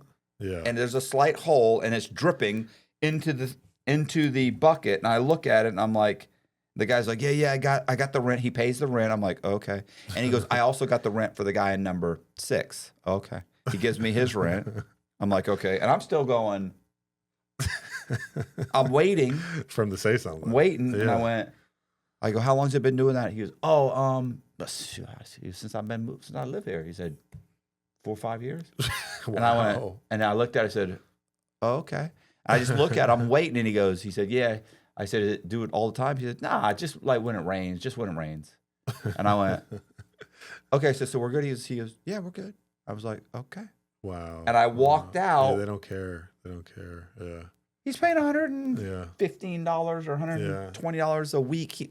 He's got a bathroom. He had a little kitchen. Yeah. He had the nice, keep in mind, this is 20 years ago. Yeah. That same place right now, that guy be paying a couple $200, $300 a week. Yeah, we have and places. I still wouldn't fix it, Colby. I know. I do. I would fix it. You don't want to run from him, Colby. Well, because I was thinking to myself, it's such a shithole. I know. That I'm like, I don't want to dump any money into it. But by the time I left, I was like, I can't sell this place. I know. Like, I'm going to bulldoze this, build a brand new property, and rent it out and make $200 or $300 profit a month. Like this, that's just stupid. Yeah. I'm gonna do, and I listen in a very real way. I love that property. I know. I love those properties too. I get phone calls at 11:30 at night. My cell phone would go off. And you don't laying in bed with my girlfriend, and I'd be like, I look at it, and I go, oh shit. I remember it was this one was the one I'm thinking about was on Jefferson. And I go, oh, this is on Jefferson. This is Jefferson. She go, don't get it. And I go, no, it's got to be good. And I click on it. And I actually had a phone back then for that had a speaker. It was speakerphone. One of the first phones actually you had a button you could, because that wasn't a thing then. Yeah. There was no text. This is before texting. Yeah. And I was like, hey, what's going on? Mr. Ripman? They don't even know my name. And I don't know their names. Like the guy in number 2 or the guy in number 1 was called Two-Face. Because he got Social Security disability because he had like split personality or something. Wow. He had some problem. You didn't know his name? You didn't have leases? I don't Two-Face. I got Two-Face. No, I got no leases. Two-Face. I got the guy. Guy. It was like the guy in number 6, the guy in number 7, the guy. And I'm Rentman. Mr. Rentman. Mr. Rentman. Mr. Rentman. And he's like, Mr. Rentman. I'm like, yeah, what's up? I remember this specifically. I've said this before. You remember this? The guy ate the macaroni and cheese. I don't know. I remember the water story, so I'm sure this came along with it last time. Yeah. The guy says, this is my favorite. He starts yelling. He's like, the guy in like number 4 ate his mac and cheese. He's telling you about it. He's yelling at me. And I'm like, okay, well, what do you want me to do? I'm like, he said, man, he took my mac and cheese. And you can hear the other guy, I take your mac and cheese, man. Are you lying? And they're yelling. And I go, man, why don't you just call the cops, bro? Just call the cops. He goes, no, I called the cops. They won't come no more. They said to call you. And I'm like, they won't come no more. I put him on the phone. I go, bro, listen. It's just me and you, bro. Come on, man. Eat that mac and cheese. And he goes, nah, I eat that mac and cheese. I said, come on, what was it? Was it some Kraft mac and cheese? Because I said, I'll steal some Kraft mac and cheese. I'll tell you right now. That's some good man, I ain't be he's going, I mean, I'm laughing. The chick is looking at me like, you're horrible. What's wrong? Hey, finally you just hang up with the phone. Yeah. But it was great because it was all cash. Yeah. So IRS didn't know nothing about that. None of that cash went in there. Yeah. So I go by, listen, I realized at one point, after I started buying these, there was a time when, boom, I never removed cash. Removing cash out of an ATM was a normal thing. Yeah. Stopped removing cash. Never had to remove cash out of the... Because you had so much cash from that. So much cash from... And then started buying these places and cutting up the rooms, building... Oh, you started to do that? Huh? You started to do that? Yeah, we started doing that. We bought the place across the street. We bought a place down the street. We bought one place we were just starting to renovate. And I mean, like I called up my business partner. His name was Dave Walker. I was like, hey, listen, Gladys. It was like, Gladys? And he goes, yeah. I said, listen, we're not doing we're turning it into like an 8-unit or so. I said, we're not doing that. It's going to be rooming. It's going to be all rooms. What? I mean, it was the same thing. We did that. How'd you lose them all? Well, I took off on the run, and the government took them. They took them. Yeah. So that no one paid the rent man. I don't know what happened to those guys. Those so guys, you literally they probably all just starved to death. I mean, honestly, I don't know what happened. No more macaroni listen, we didn't. If that's what happened, so when you left, you just left everything, and then nobody. Yeah, of course. I know. Obviously, that'd be like me leaving everything. It'd be kind of weird too. But yeah, I mean. I was horrible. My management was horrible. Like my my management style, my bookkeepings on that particular property was to go by and just accuse everybody of not paying. and I like, bro, what's going on, man? You haven't paid in. What are you talking about? I just paid on Tuesday. I don't have to pay till next Tuesday. That's right. My bad. Next door. Because you couldn't remember. Yeah. So many of them. Yeah, You knock that guy, be like, oh, I got it, man. I got it. And I'd be like, oh, okay. I guess this is the guy though. Somebody owes you. I know it's been difficult. We just sat down and put everything in Excel because now it's too many properties. But you're right. You forget. I'm like, did they pay? I got to look in the Cashapp. Well, I used to always say once you got to like 30 properties, we're there. So it becomes a full-time job. It's a shitty full-time job because it's just paying for Yeah. that person to run it, and you're not making a profit anymore. That's right. That's what you it have to feels get like. to like 50 to 60 Yeah. to where it's like, okay, now that one person can manage 60 properties, and there's Makes money some left profit. over. Yeah, right. That's exactly where we're at. So that's where we're at. Yeah. But you can depreciate all the properties. I need that, but that's happening. So And then anything you buy for your house, you just say you put it in one of the properties. happening. That would be that's tax fraud. But I wouldn't do that. I'm not suggesting that. I'm just saying people do. You're not allowed Bad to do that. people. Yeah. Oh, okay. I won't People do that are wrong. Yeah, you shouldn't do that. They're wrong. Yeah. I wouldn't do it. In the past, people have done that. Good. I'm learning from you. Thank Statute you. of limitations is up on all that. I'm pretty sure. Good. Oh, yeah. Go ahead. Sorry. No, you're right. Yeah. No. So you're gonna do this again. You said. I'm definitely would love to do the rooming up. Is that still legal to do that? Like, Yeah, as long as it's not in a as long as it's not in a HOA, probably. Yeah, HOA's not. Yeah, you're not going to do that. You're not going to be okay with. Yeah, and the great thing is most of these people don't have. A lot of them don't have cars. And you got all your tenants through the sign, just the sign outside, like outside with a rent me sign outside the house. You just put the sign out. That's how you got new. Oh yeah. Oh, listen. I got another story. I've told this story before. I didn't hear it. Listen. I've listened. We bought this one property that was a duplex. Okay. And I remember we bought the property. And when I say a duplex, listen, do you have a lot of wood houses in Baltimore? Like, we're outside of Baltimore in Hartford, Cecil County, but we do. There are a lot. Yeah. Like in the 1920s. Yeah, there's a lot of like I shotguns, know, yeah. right? Just it's bad. Yeah, got it. You know, so this thing's bad. We just bought a bad one that we fixed, but yeah. We gutted it, and we turned it into a quadplex. Okay. So we basically it's maybe 300 square feet Per unit. Yeah, per unit. Yeah. So it's just tiny. It's a room with its own bathroom and a little kitchenette. Okay. This is without permits. Oh, it's all without permits. Okay, got it. Yeah. Matter of fact, the whole thing was run. You know what an instant hot is? Yeah. The whole thing was run off on an that? instant hot. Wow. There's no water heater, just instant, and it heated like it was perfect for this. Which we kept thinking, okay, at some point this thing's gonna break. Right. So we rent them out. One instant hot for 4 units. Yeah, just one little box. Yeah. I mean, just what's it? Yeah, I know that. just rigged. It's a box. It's a little box. Box that. And so as the water runs through it, it heats up. Yeah. So if somebody turns on the hot water, it runs through this thing. Water heater. Right? Yeah, it's tankless. it's a Yeah, water heater. but they call it like an instant hot. And I mean, there's no way this thing should be running the hot water for. I don't know that if 2 people got in a shower at the same time. But I don't think these people are taking a lot of showers. I don't think that's like an issue. So it never was. Yeah. And then they don't, you're paying like they were paying $125 a week. Okay. And keep in mind, this is 20-something years ago. Yeah. One of the places I rent out on, let's say, Friday. The last place I rented it on Friday. Guy moved in, and he paid first week and a deposit. Same thing, 120. So he gave me $250. He moves in on Friday. Sunday, I come back to knock on the guy next to him's door to get rent. Knock on the door. He opens it up. He says, "Oh yeah, I got you." He pays $120. Okay. And he goes, "Oh wait a minute." The guy next door. He said, "Hold on." He gives me the key to the place next door that I had rented on Friday. Yeah. And I went, "Well, what's this?" He goes, "Yeah, the guy." He said he moved out. And I went, "He moved out." I said, I go, "Well, he's not getting his rent." Like, I don't know if he knows him or not. I go, "Well, he's not getting his deposit, but he's not getting his rent back." I said, "Yeah, that's gone." Yeah. He goes, No. You don't got to worry about him, bro. He said, "He's gone." And I go, "What do you mean?" Jail. He pulls out, there's something called it was the Florida Sentinel. I don't know if it's still around, but it was basically like a black newspaper. And he pulls out, he goes, "Nah. And he shows me he's on the front cover, wanted for murder. Holy moly. And I went, "Holy shit." And he goes, Yeah. He said, he told me, you're good.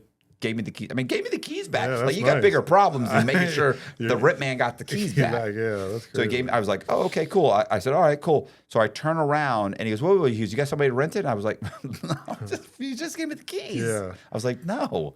And he goes, hold on. He said, let me go get, I got my cousin. He lives down the street. He runs down the street. That's nice. He and his cousin come back. And hand you money.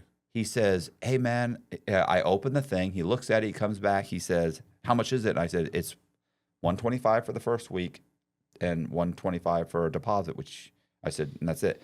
And which I've never given back a deposit. Yeah. So he goes, oh, okay, I got it. Counts it out in cash. They're probably selling drugs down the street. Yeah. But he's not selling it here. So counts it out. I give him the keys. I turn around. I walk. I mean, think about it. I just made $500 in 3 days. Like nobody's living. Like, and that's the whole thing with most of these places. When the kind I was renting, I wouldn't rent this kind again. Yeah. You know, but if they move out, it's because they got arrested. And then when they come back 45 days later and somebody's living in their room, like they're just like, hey man, did you please tell me you kept some of my stuff? Yeah, I got you. I got it in garbage bags. It's in my garage. I'll get it for you. They should be non-refundable deposits. And that's I know you never give it back, but I would just say it's a non-refundable. Yeah, that's pretty much it's understood. These are people that are leaving the place in good condition. But if I were to do it again, I'd probably go buy like regular concrete block, decent single family homes, and just open every room. Yeah, every room becomes a room. Every room's a room, and then rent it out. Probably would go to probation officers. Well, we have 4. I didn't tell. We have 4 recovery homes. So in those properties, I have a guy. He's awesome. They manage it. Him and his fiance, but they rent each bed for $150 a month. So they have 32 beds. $150. I mean a week. I'm sorry. A week. I was going to say $150 a week. $150 a week. I'm sorry. Yeah, so there's 32. Which is great because if they don't pay, you just call their PO and say, hey, this guy you sent me, man, what are you doing? He's not paying. There could be that. Or he just kicks them out. They just leave. They're under the rules like you're saying. Yeah. So they do. Or worse, you say, listen, I'll call it an anonymous tip and I'll leave a 22 under your pillow and we'll have to have this conversation. You could do that too. I mean, we just never see each other. He's trying to leave a couple of gag balls and some Viagra under the pillow. You'll have a whole nother set of problems. True, don't not pay me. You're right. He tends I'm that guy. He helps. They help too many people that don't have money sometimes, but they're doing a good job. So 4 of those 30-something houses are recovery homes, actually. You know who? Do you ever watch? There's a guy named Bean Shooter. Yeah, I think I've heard of that. Yeah, we had him on. Yeah. Hilarious. He has sober homes. Yeah, that's what they are. Yeah, sober homes. Yeah. Oh, okay. Yeah, sober homes. They're $150 a week per bed. He has a video. Do you ever see the video? He walks in one day and this guy's got like an empty beer can next to his bed. God. He's like, "What are you doing? Sober home. Can't have a beer. What are you doing? Get your stuff." And he just throws them out right then. Oh, there's a video of it? With the video, Yeah, throws them out. The guy's like, "Oh man." And he immediately gets his stuff and he leaves. Like, people think they're horrible situations, but they're really. I've never really had a big problem. You've been in. It's like a halfway house, right? Yeah. Yeah, it's the same thing. Sober living homes. Yeah. Yes. Well, I've never been in one, but then weren't you in a halfway house? Didn't you talk about that? Yeah, but I was in a halfway house. Yeah, that's not a sober living. That's just like a halfway it's house. Sober living. I mean, it's you have to be sober. You have to be sober, but there's a whole nother thing. That's basically you're under the prison's guidelines. So it's basically supervision. Their supervision. Yeah. So if they have a problem, they just call the sheriff. That's right. And the deputies come and just take you away. So those are like they're transition homes from jail, right? Yeah, Yes. they're connected. Yeah. These are not that. I mean, people come out of rehab and jail, and Matt and Evelyn they're amazing at what they do. And but there are problems. Sometimes people relapse in them, and so Matt has to kick them out and stuff. Or he gets them into treatment. He really tries to help. And then sometimes people don't pay rent, but overall he's doing a really good job. So I'm thankful. I don't have to worry about anything. And he takes care of the maintenance too, so that's even better. Yeah, it's just nice if you could just pull up, beep the horn. He walks out with with the money. He does, yeah, he does. He's too good to me. Yeah, and, That's the way you want it. Yeah, that's how it is actually. Don't make me get out of the house. Don't make me get out of the car. No, it's even better. Now there's something called Cashapp. Oh yeah. You don't have to pick up cash. I don't want to pick up cash. I don't pick up cash. They have to. I literally don't want to deal. It's like a full-time job. I'm going, that's a lot of work. This is 20. You know what we did one time? We put fake. There were not even real surveillance cameras. Fake surveillance cameras on some of the buildings, and like the drug dealers in the area yanked them off. Yeah, they would. Yeah. I mean, they weren't having it. Yeah, they don't want that. Yeah. Matt has. There's cameras in those houses though, actually. So. Well, this was before real cameras. They were so cheap. Like for like $100, you can go get like 4 cameras connected to your phone, and it records everything. Yeah, that's what we do. He does. This is a joke. Yeah, this is insane. Before they were super expensive. But yeah. So real estate's a thing we do, and so that keeps me out of trouble. And I got to get back into it. You know how many stories we'd have, Colby? I know you should. You know, but you can't have like a normal, like for the good stories, you got to have you got to have like slump. You got to be like they're going to be really bad in the bad areas. Because if you're in like a decent, even lower middle class area, you're probably going to get a bunch of good guys in there. And you're just not going to have any good stories. Yeah, most of our tenants are good. There's no craziness. Yeah, we have a couple crazy stories. I've had to evict. Actually, in Tennessee, we have property, and we hired. Well, we have 4 Airbnbs, 2 cabins. If you and your wife want to use it, let me know. But and we have a long-term rent. We had a long-term property, a condo, and we let our cleaners move in and our maintenance people. They destroyed the place. They were our cleaners. And I had to evict them and go to court. And thankfully, Sevier County, Tennessee is pro-landlord. So they looked foolish. And it was like a mini trial. Literally, I had to go up on the stand. They had to go up on the stand. I hired a lawyer. They were grilling us. And they lost. But they don't have money, so they can't. They lost. It was like a $9,000 judgment. So we had to remodel it. And it was a whole thing. But that was the worst thing that's ever happened in the last 5 years. Yeah, I only did that. I only had to go to court one time for evicting a guy. And he was insane. So when the judge asked me, he paid his rent, but they didn't pay. Huh? They didn't pay. These people didn't pay. Yeah. Well, we bought the building. He was in it, and he was making the payments. And we would have probably just left him there. But he was taking like the water hose and squirting down people. Like we're trying to rent the place to other people. He's squirting down new tenant. He was insane. Wow. He was just insane. He was an older guy. He was probably in his late 60s, and he had been in like, I want to say like Vietnam or something. I mean, he probably was never anywhere, to be honest with you. I think he would have been like 70. He was pretty on the low end for Vietnam. Like he should have been in his 70s. He was like, I don't know about this guy. He was just nuts. But he. So you had to take him, give him 2 months to stay, I guess. No, we just had to. We started evicting him. He's like, oh no, I pay. I'll pay. No. First of all, you have no lease. Yeah. He didn't have a lease. Yeah. He was just, his lease had expired, right? Yep. But he was still paying whatever it was, $500 a month or something. And he's like, no, I'll pay. No, we don't want you to pay. We want you gone. Yeah, you can't take the money. Right. So, but then he fought it, and then we finally got in front of a judge.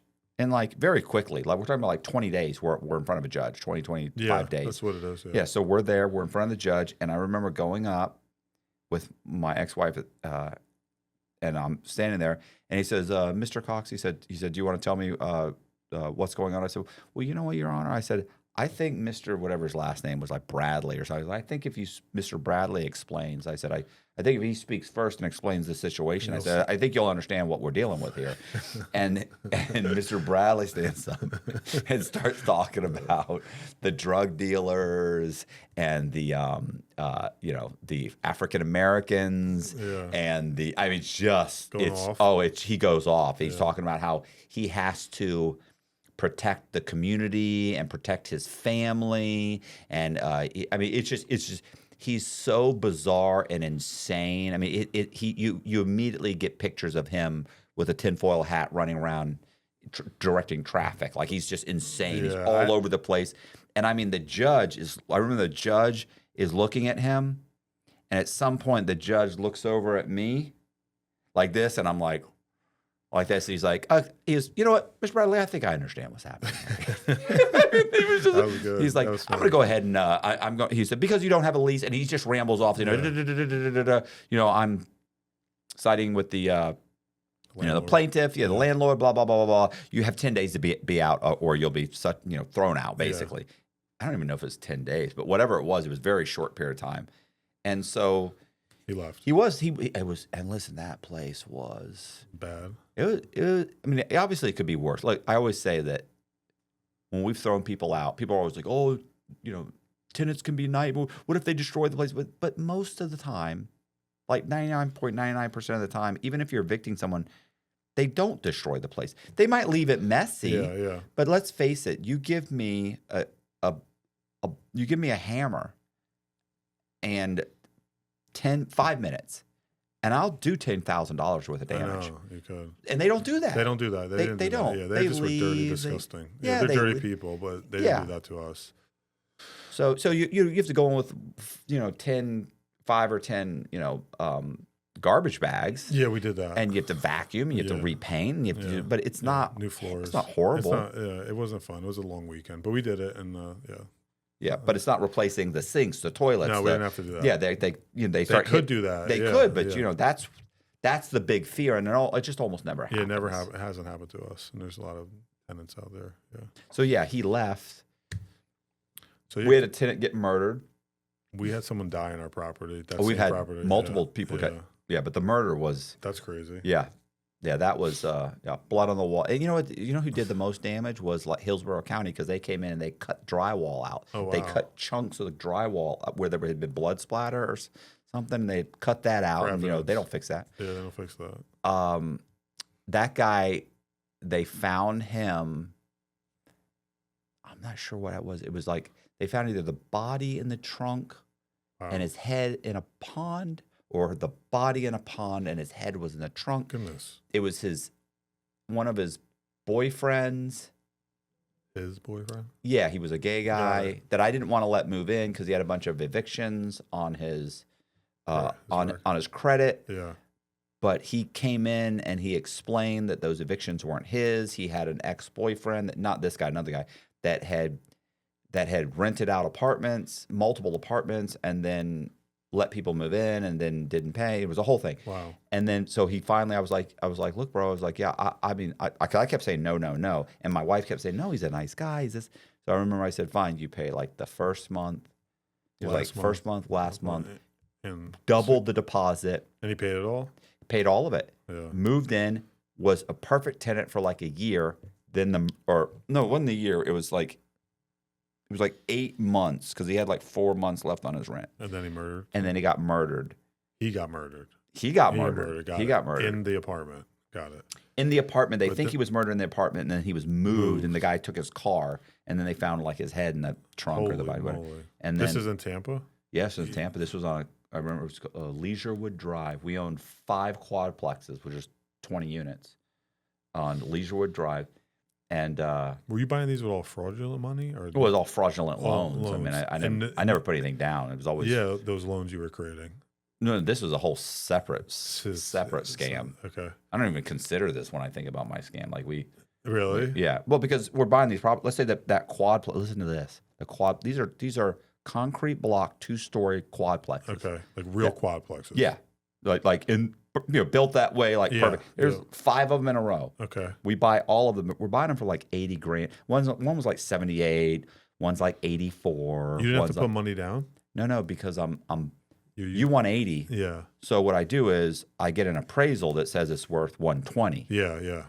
So and my 20% down, which is $24,000. I'll bring the $24,000, but I get it back as a tax credit. So the bank lends $96,000. $6,000 goes to closing costs. Yeah. You only want 80.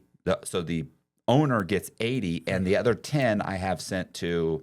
I also get that back because I would have that money sent to like a construction company for repairs that had already been done where they haven't been done. Of course, the appraisal says that it's recently been renovated, and we provide all the invoices and everything for the lender. So the lender thinks that the current owner renovated the property and still owes $10,000. $30,000. $30,000, okay. So we bring $24,000. Weren't you the lender though?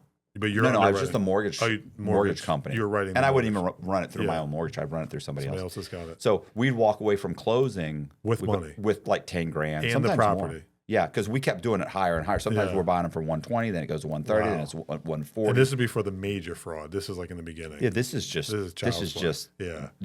just the course of doing business. Yeah. And then so we would make money, and then we take that money and dump some of it into renovating it. Okay. Actually do that. You'd actually renovate it. Yeah, we clean it up a little bit. yeah. But yeah, you're turning an 80% investor loan into a 130%. I see that. 80%. Did you with ever get in 20%. trouble for those things too? No. That no. was so little that they didn't care. Yeah. Yeah. Well, I mean, I ended up selling all those properties. Oh, before you were on the run? Yeah. Got it. I had bought a bunch of other quadplexes one time. Because then you clean the money. Once you make the sale, then it's all coming back. You're paying Well, off and we're making loans. the payments. Yeah, you're making the payments to Yeah. it as well. Yeah. Yeah. So it looked good. I remember that guy, the gay guy that got killed. This is my ex-wife. When his relatives come in, they cleaned out the property, cleaned it out.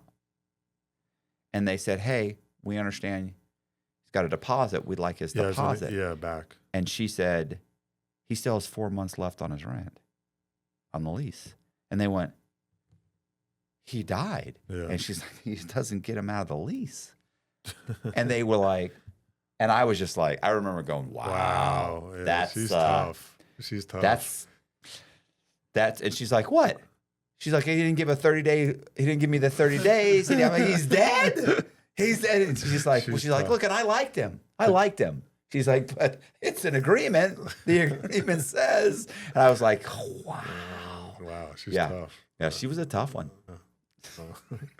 Did she walk away with anything when everything went down? I forget. Yeah. She ended up with a bunch of properties. When you left, the problem was the 2008 financial crisis came along, and then it's, she ended up owning. She had like 30 some odd properties in this one condo community. Okay.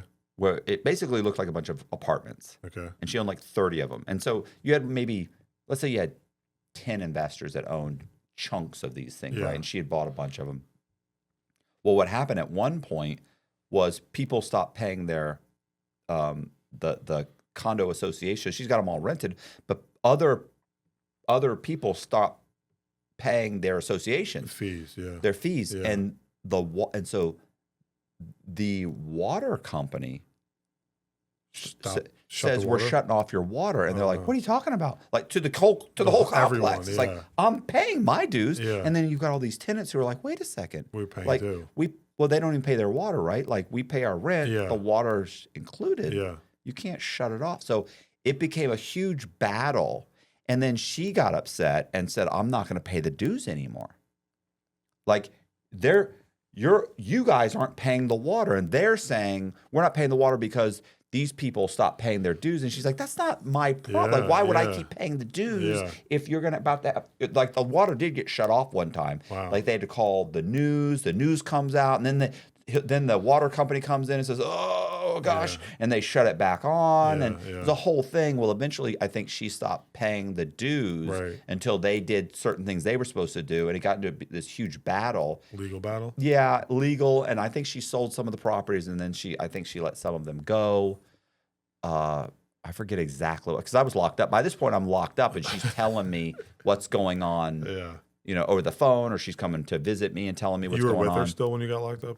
No, we've been divorced. But she was still talking to you, though? Yeah, she came to see me the whole time I was locked up. That's not, you were divorced, though? Yeah, we're divorced. Oh, wow. No, her new husband came to see me. I mean, like I've always been on good terms. I don't know if nobody's on good terms with Kayla. I don't want to say we were on good terms because nobody is. There's nobody's like, oh yeah, we never argue. It's not really the relationship she has with anyone. But, So she knew everything was happening. What, with my thing? Yeah. What do you want? You want the answer she gives? The answer she gives is, I didn't know anything. Yeah.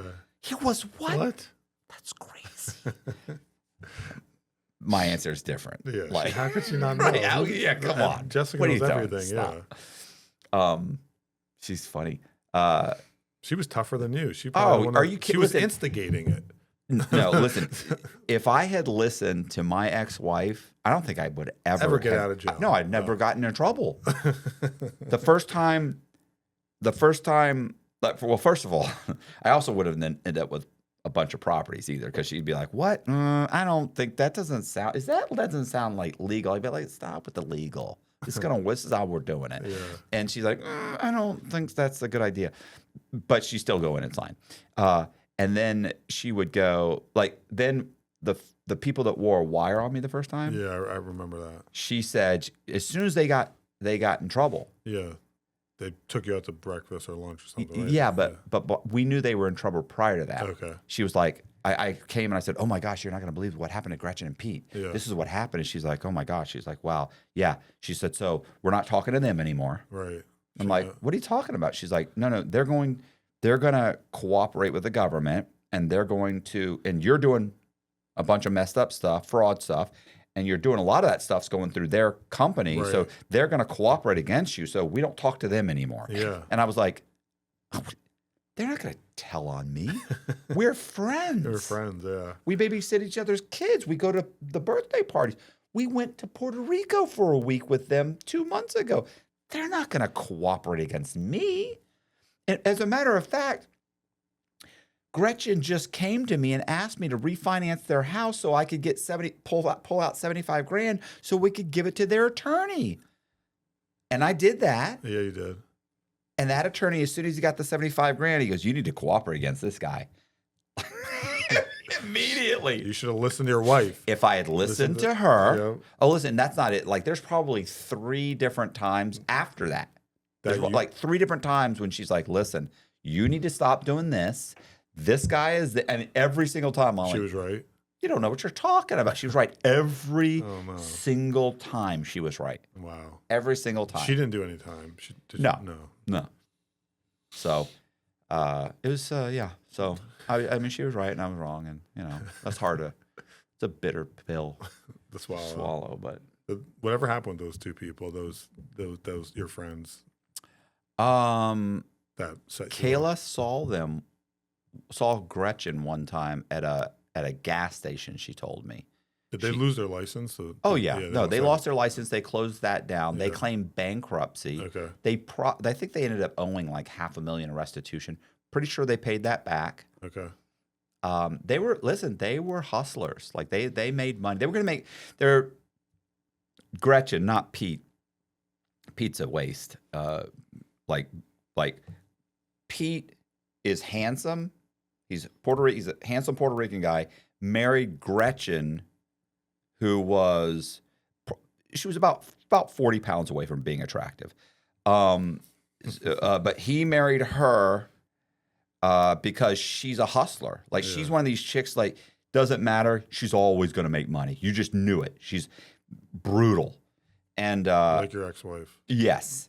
And so they were together. So as soon as that whole thing went down, and I think they both had to do some time. Like I think she got like 30 days or 60 days, and he got like 90. Okay.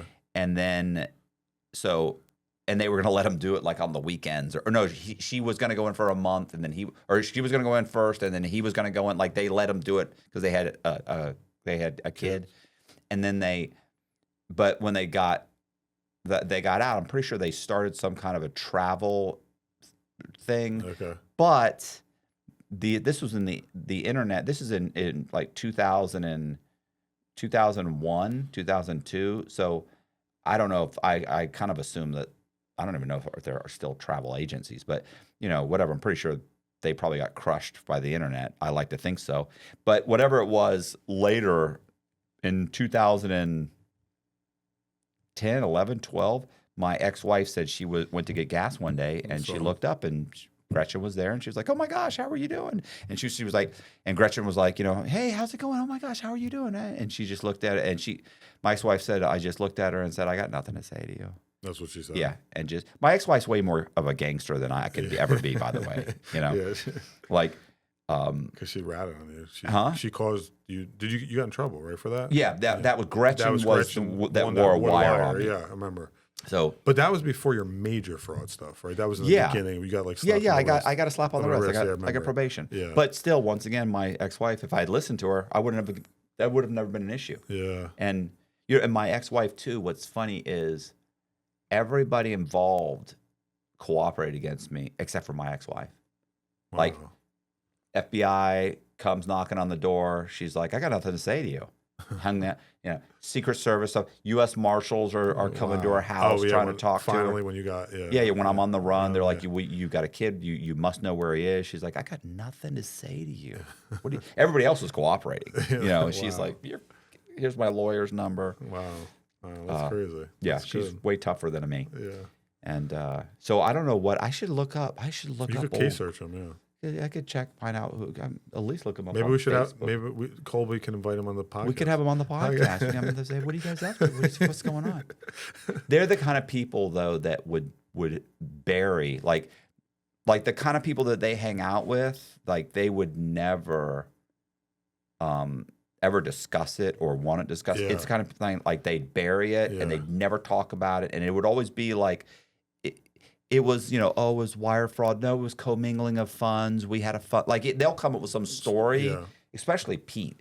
He was such a slimy guy that he would definitely bury the whole thing because it would be beneath him. I mean, very much they want that veneer of respectability while behind the scenes they're screwing people over left and right. Yeah. That's sad. It's nice when you get to talk about people like this, right? That you have no concern at all because they're so terrified of you. You don't have to worry about it at all. You don't have to worry about them even approaching you in public. They're gonna stay away. I had a woman named Kelly Bailey that was a wannabe investor that I had gotten her into multiple rental properties in Tampa Heights, multiple. You were just making every deal work, right? Yeah, it doesn't matter. You walk in with a pulse. You're getting. I'm gonna make this. And Kelly Bailey had perfect credit. She didn't really need the fraud. Yeah, she didn't. No, she did because she's not putting. So she's going to buy a house. She would buy these houses that were rehabs.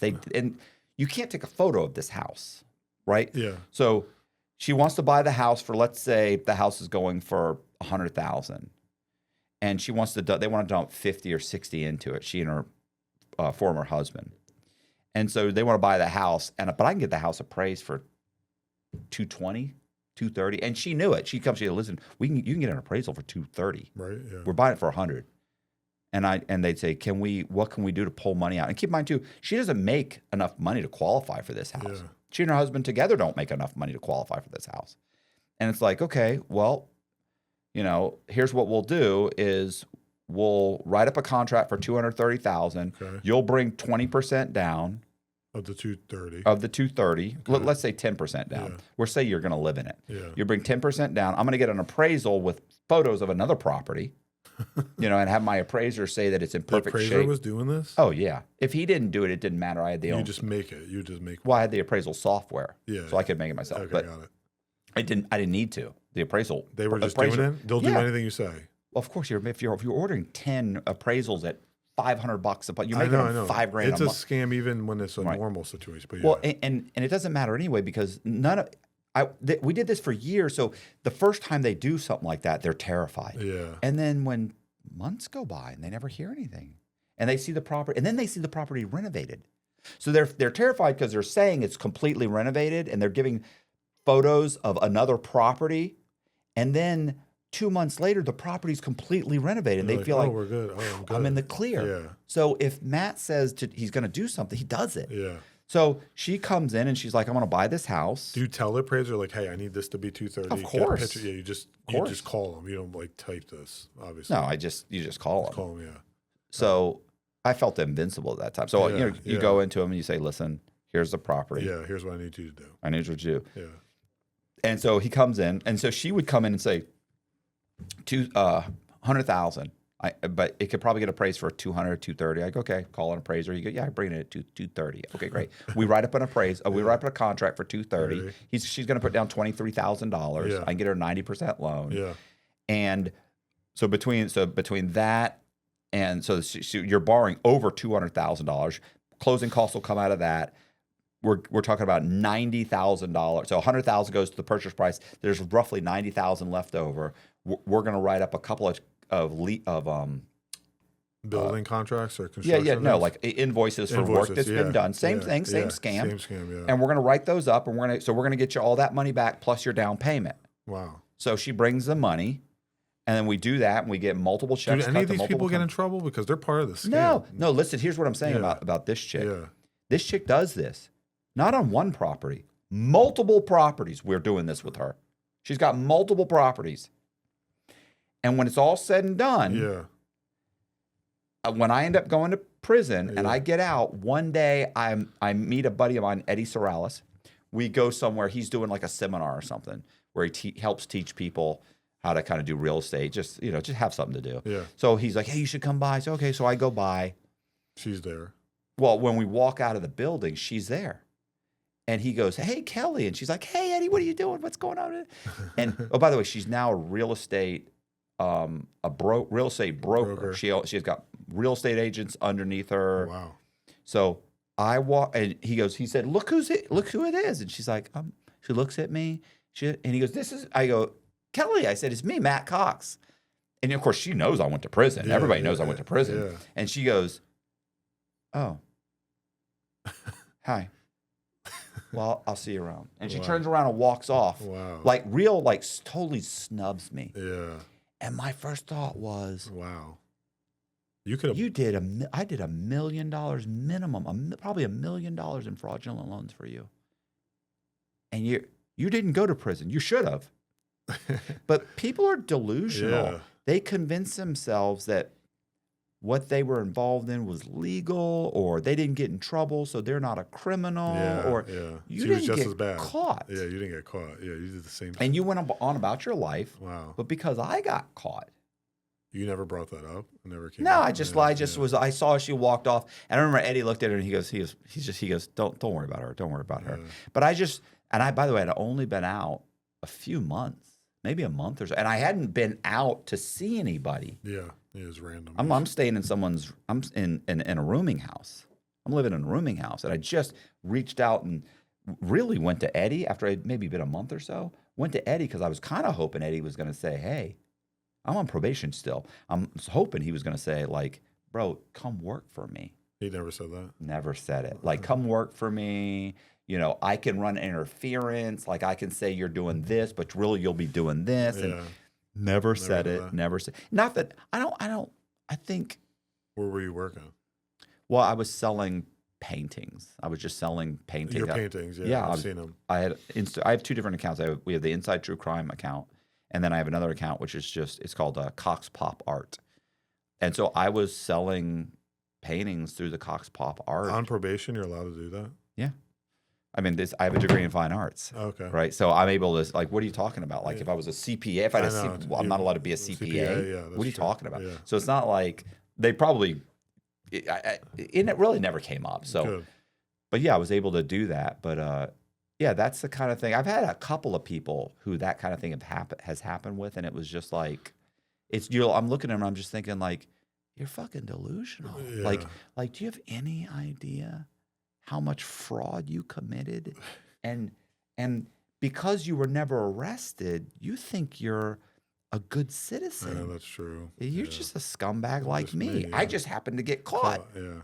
And you're lucky I didn't tell on you. Right. Oh, no, I told on pretty much everybody. Well, I've heard a lot of those stories. But honestly, these people had already told on me. By the time I got my opportunity, they're like, oh, by the way, here's all of so-and-so's FBI 302s. And you're like, my God, how many times did he stop by? I know, goodness. Like, this isn't a 20-minute conversation, fellas. Oh, yeah. This is a binder. Yeah, I've seen those. Yeah, all my friends have turned on us when we were getting arrested. Yeah, we've seen the discoveries. Yeah. Everyone turns. Yeah. What about the street code? Fellas. There's no code. There's no code.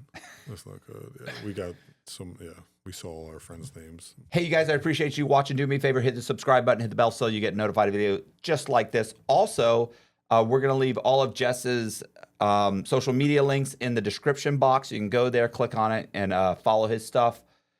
Also, if you're if you are thinking about being a guest, you can go to our website and go to the Be a Guest page.